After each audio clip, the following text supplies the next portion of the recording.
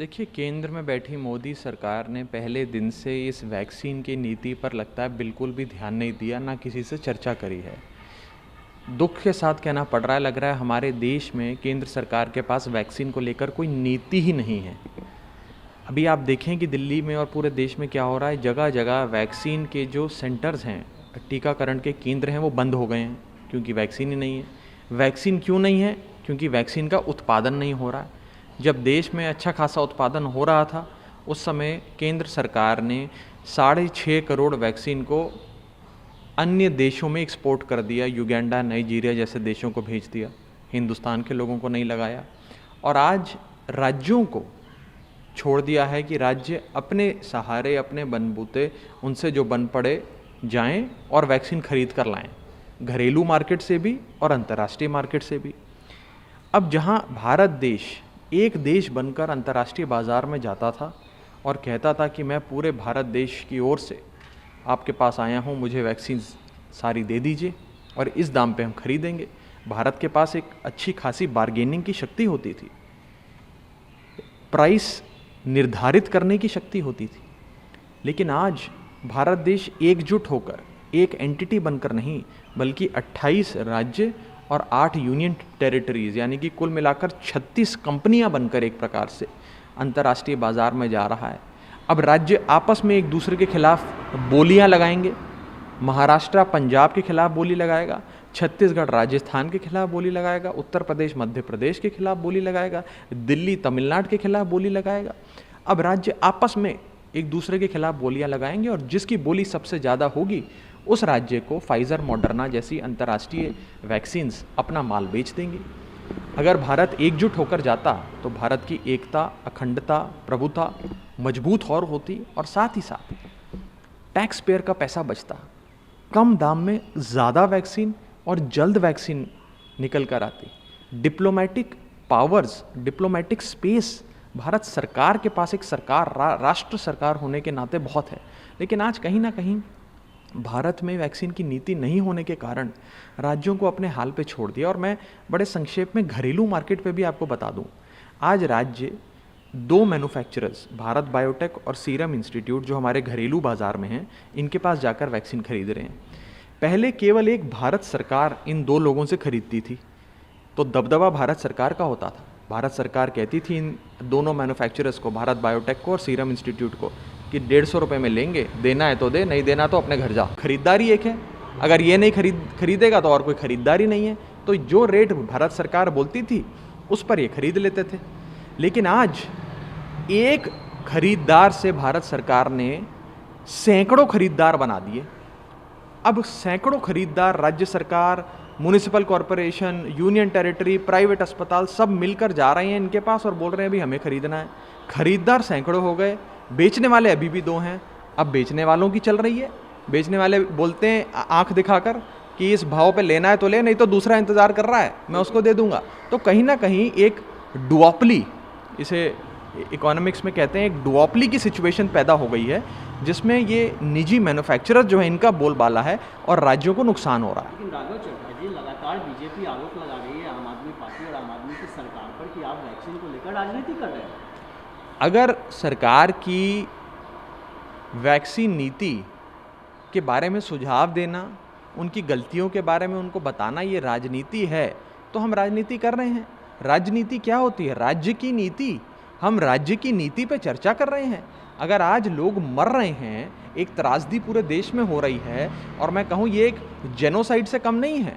जब हमारे देश में जनवरी में वैक्सीन आ गई थी तो 3 महीने के भीतर हर देशवासी को क्यों नहीं लगवाई मोदी सरकार ने ये vaccine?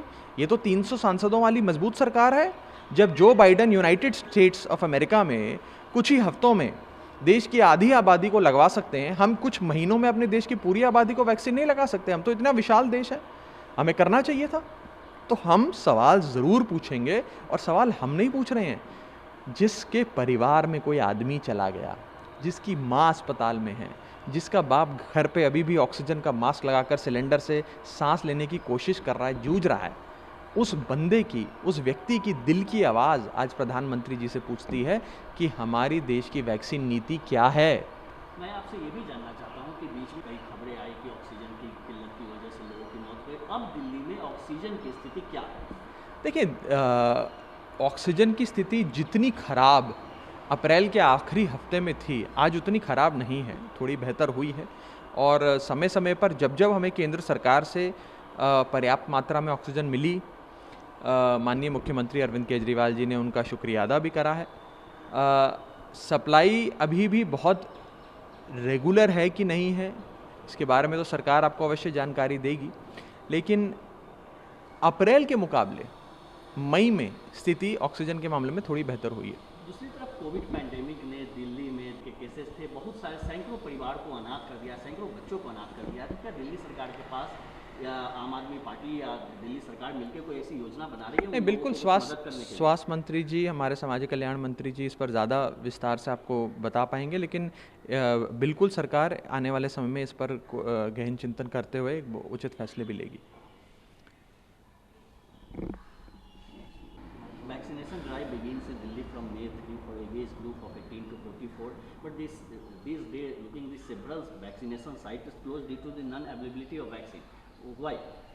Look, I think the government of India simply has no vaccine policy. State after state is running out of vaccines.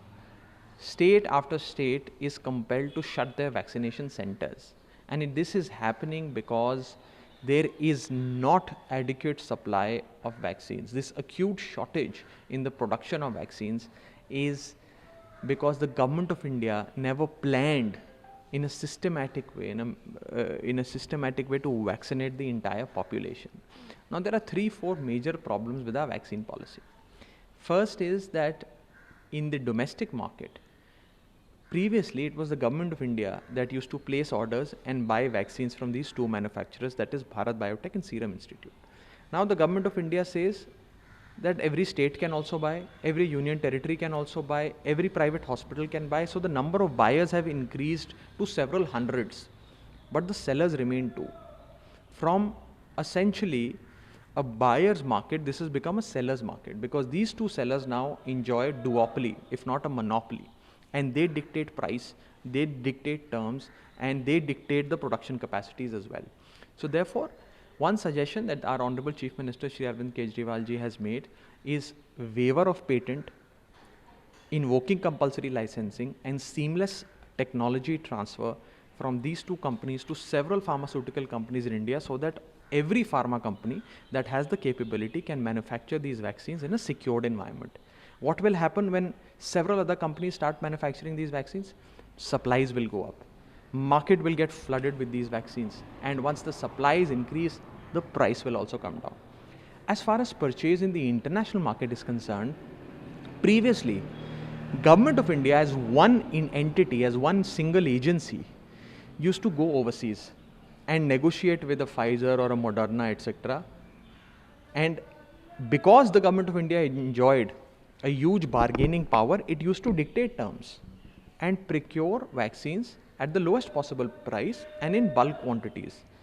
Unfortunately, the Government of India has now enabled an environment where every state and every union territory will have to independently go to the international market, independently negotiate with these two vaccine manufacturers or three international vaccine manufacturers, and they will have to bid against each other. Tamil Nadu will bid against Bihar, Bengal will bid against Maharashtra, Madhya Pradesh will bid against Chhattisgarh, Delhi will bid against Rajasthan. It will be a complete chaos. States will be bidding against states. Where is one India in this? India gets lost, and therefore our bargaining power in the international market stands diminished. But BJP alleging that your government in Delhi is doing politics over vaccination. Look, if questioning the complete absence of a vaccine policy or non-application of mind while preparing a vaccination policy is politics, then they can accuse us of being political and making political comments. What is Rajniti? Rajniti is Rajya ki Niti. We are discussing state policy. If critical feedback is being given, the BJP should adhere to the critical feedback coming from the opposition, should listen to what Mr. Kejriwal is saying and revamp, redo its vaccine policy, because it's completely flawed. It is against the interest of the Indian state. And it really shows that this government neither listens to its scientific advisor, nor has any good economist who they wish to listen to. This government has no policy. They have gone about designing this whole vaccination process in a haphazard manner, which is essentially a result of a knee-jerk reaction. And I'm sorry to say, this government has not even learned from the best practices overseas. You have the example of United States, which in the next few weeks will vaccinate its entire population. They have amassed stocks of vaccines, which has enabled them to vaccinate their entire population twice over. And still, the government of India has not learned. When Indians should have been vaccinated, the government of India was busy exporting vaccines to other countries. In the months of Feb, March, and April, more vaccines were exported out of India than inoculated to its own citizens. Who votes for the Prime Minister? Who votes for BJP? People of Nigeria, Uganda, Bangladesh, to whom these vaccines have been given, or the people of Bihar, Bengal, and Delhi? Who votes for the Prime Minister? He must answer this.